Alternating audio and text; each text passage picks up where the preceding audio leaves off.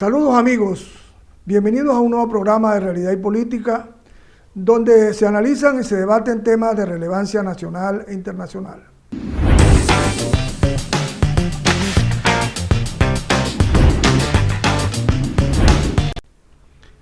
El tema de hoy corresponde al análisis y el debate sobre la crisis universitaria, con énfasis en los 20 años que hemos recorrido desde 1999 hasta la fecha. Debemos comenzar diciendo que en 1999 es el momento en que el movimiento, digamos, chavista, revolucionario, entre comillas, toman el poder a través de unas elecciones democráticas.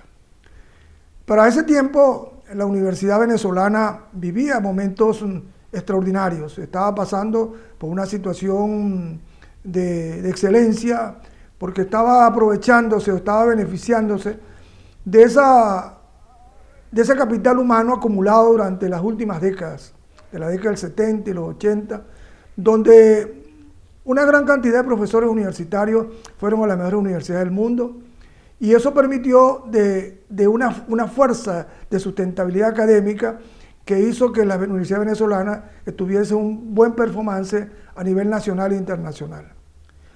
Sin embargo, existían algunas dificultades financieras, porque la universidad siempre ha sido, digamos, dependiente del Estado.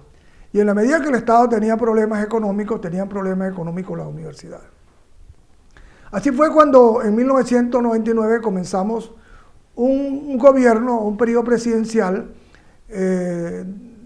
dirigido hacia resolver algunos problemas de deficiencia que existían en el país y que se habían, digamos, habían servido para que hubiese un descontento hacia el sistema político existente.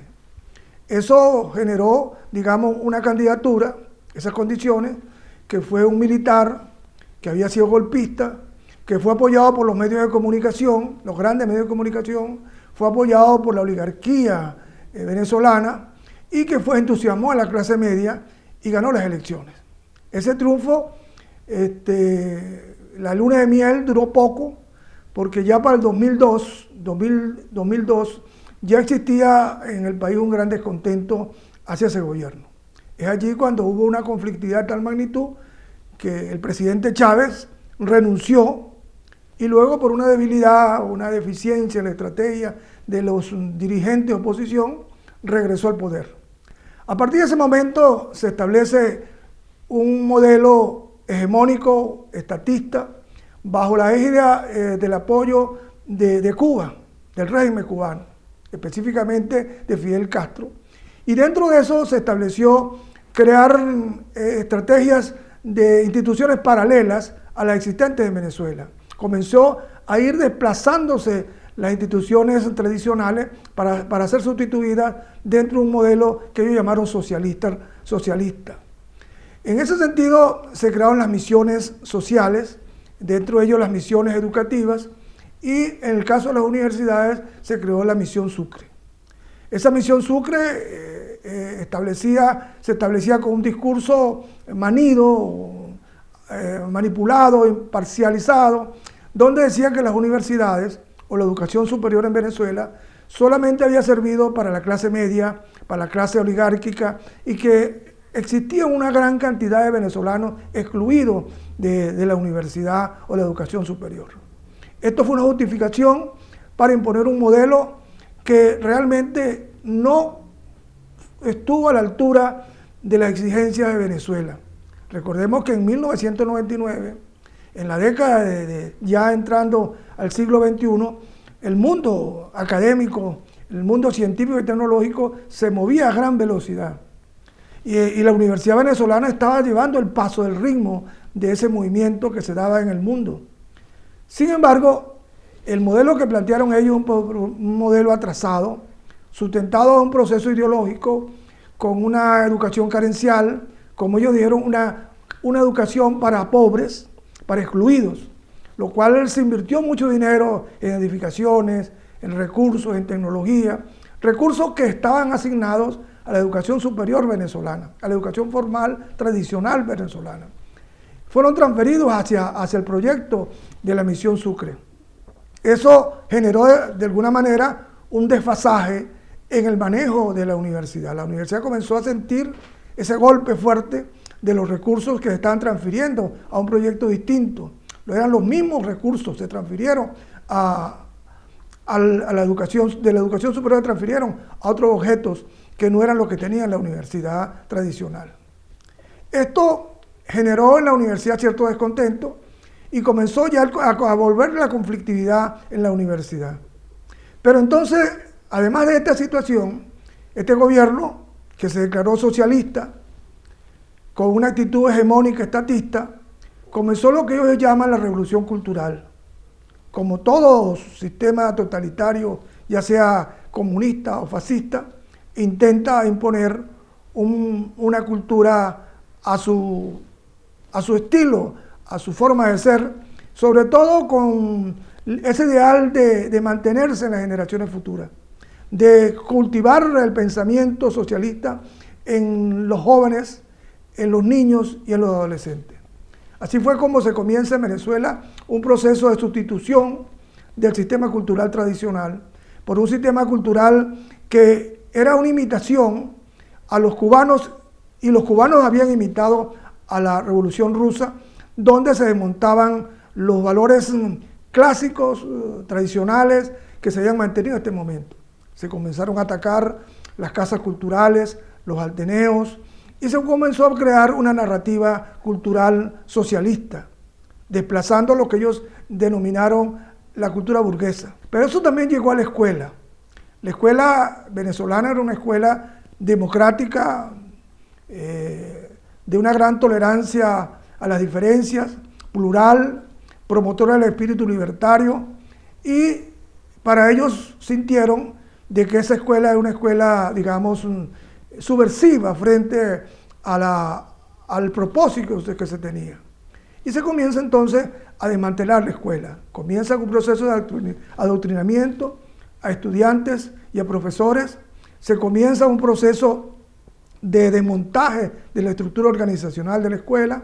Fueron cambiados los directores y aquellos profesores o maestros que estaban a punto de jubilarse se jubilaban por oficio y se incorporaban nuevos profesores, nuevos docentes egresados de la Universidad Bolivariana o de la Misión Sucre, que tenía como objeto imponer el pensamiento revolucionario. Pero en ese camino de toma de la educación venezolana se encuentran con la universidad. La universidad, como dijimos antes, en ese momento estaba en el esplendor, digamos, del desarrollo. Había experimentado la democracia, la autonomía universitaria, había logrado un desarrollo académico significativo y se resistió a esa imposición de un nuevo modelo socialista.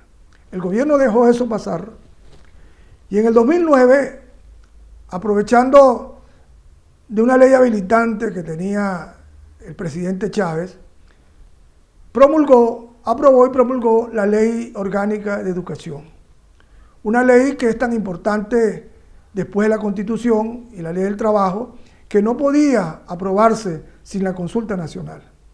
Recordemos que en Venezuela ese sistema, digamos, educativo que se había consolidado en los últimos 50 años, tendía a la sociedad educadora, donde había gran participación de la familia, y había gran participación de la sociedad civil, de las comunidades educativas.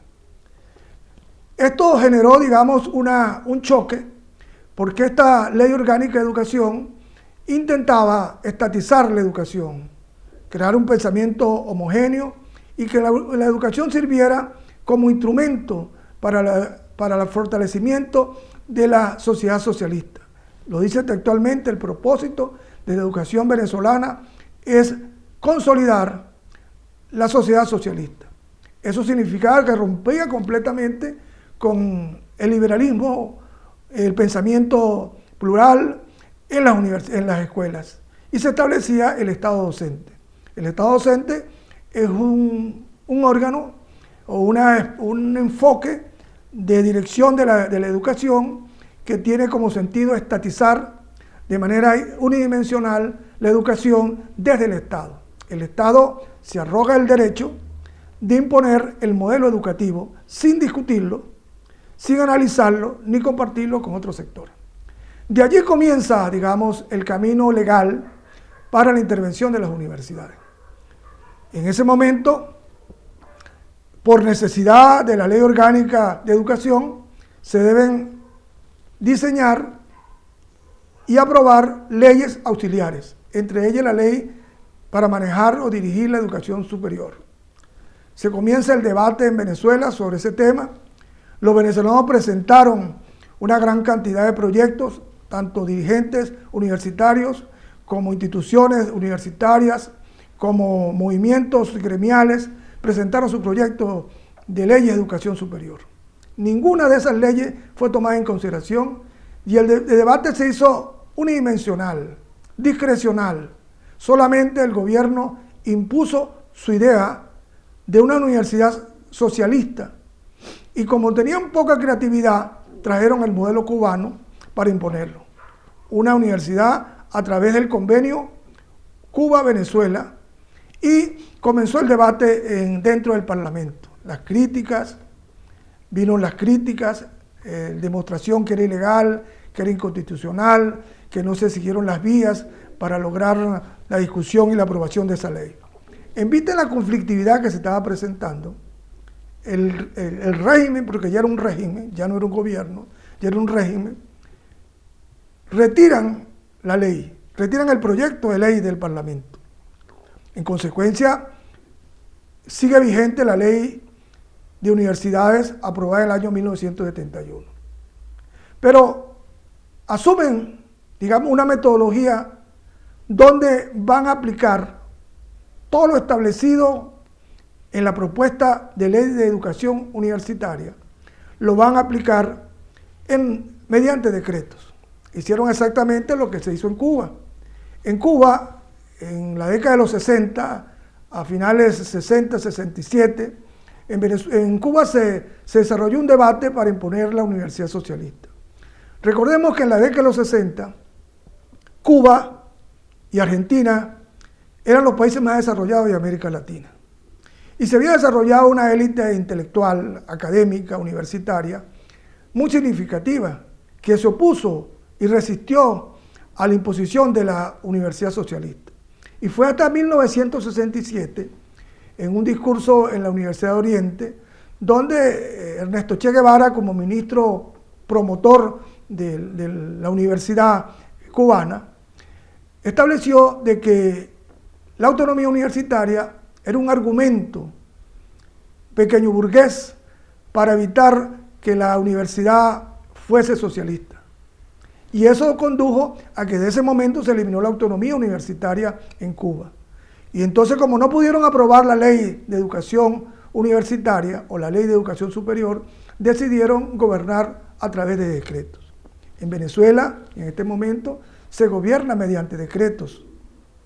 Decretos que se aprueban en el Consejo de Ministros y luego se llevan al presidente, quien promulga esos decretos y los aplican a través del Ministerio de Educación Universitaria. Esos decretos, en primer lugar, intervinieron a la universidad de manera legal, entre comillas. El primer decreto tiene que ver con la política matricular. Las universidades tenían como autónomas la potestad de diseñar esa política, escoger el número de estudiantes por programas y de acuerdo a sus capacidades financieras y de dotación. Pero además tenían la posibilidad de establecer el perfil. El régimen impuso una nueva política matricular controlada por la OCSU, que es la Oficina de Planificación del Sector Universitario, donde definía quiénes iban a estudiar las distintas carreras, cuántos y quiénes iban a hacer. Eso impuso entonces un criterio de selección que fue politizado, fue partidizado para el ingreso universitario. La universidad perdió esa potestad que tenía. Otro decreto fue el decreto del Plan Nacional de Formación. En Cuba existe el Plan Nacional de Formación, que es un mecanismo para imponer los planes curriculares, las currículas, el diseño de las carreras en tiempo y en contenido. y era un mecanismo para introducir el adoctrinamiento del pensamiento único. Luego viene otro decreto, que es el decreto de la investigación. El Estado impuso un plan nacional de investigación de acuerdo a las líneas estratégicas del desarrollo que se tenían planteado. Y aquellas investigaciones que no estaban dentro de ese plan estratégico no eran financiadas o no son financiadas. Esto alteró, digamos, una prerrogativa que tenían las universidades de tener libertad de pensamiento, libertad de cátedra, libertad de investigación. La universidad, de acuerdo a su compromiso nacional, su compromiso histórico con el país, como rectora de la ciencia y la tecnología, escogía cómo intervenir en ese proceso. Ahora el Estado le impone esa acción de la investigación. Otro aspecto es el intercambio científico. El intercambio científico de las universidades es una forma de oxigenar la universidad, de vincularse a redes internacionales académicas, y es una forma de compartir y de informar y de poner su punto de vista en lo que está pasando a nivel planetario.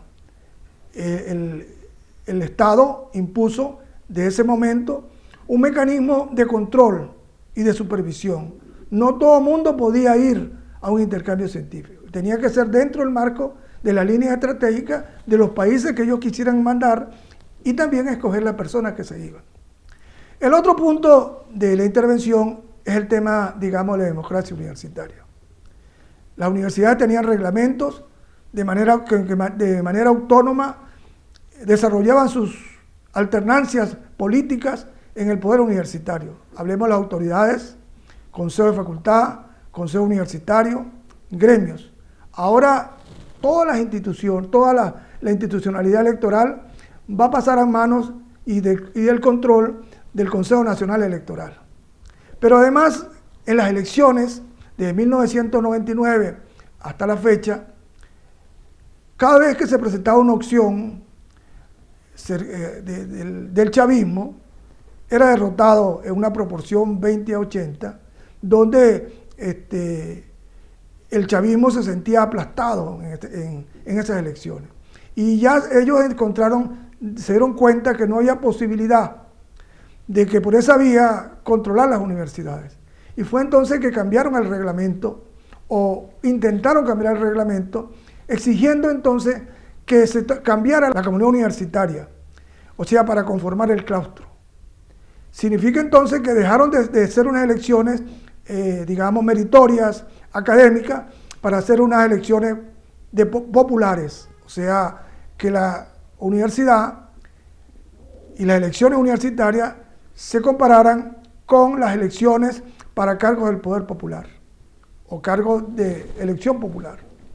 Y así fue como alteraron, violando la Constitución Nacional, el artículo 109, la ley vigente de universidades, donde cambiaron el claustro universitario.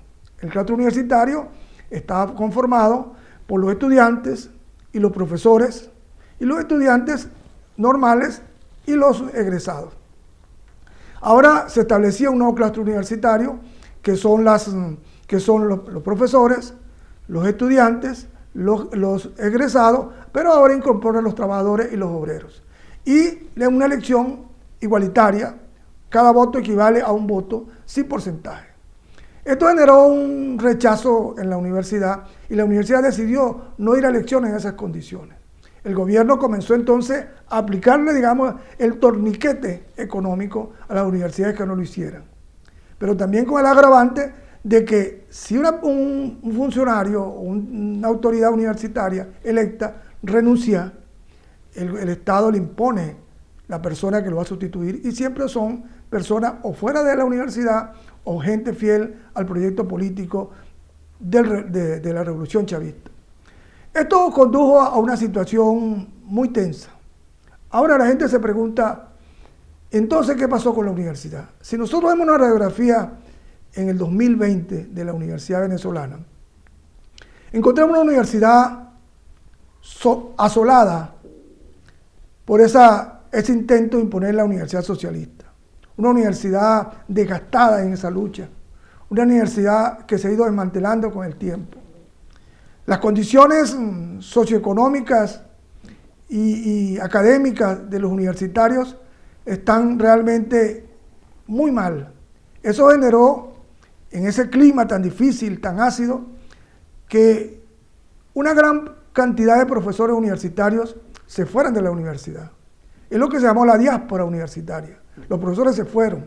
Unos fueron del país, otros fueron a trabajar en otras actividades informales y sobre todo se fueron los estudiantes, quedaron los salones solos. Se cerraron programas de investigación, se cerraron programas de extensión. El deterioro de la planta física es terrible. La obsolescencia de las bibliotecas y los sistemas de información están en una situación muy difícil. No hay luz, no hay internet, no hay agua en las instalaciones universitarias.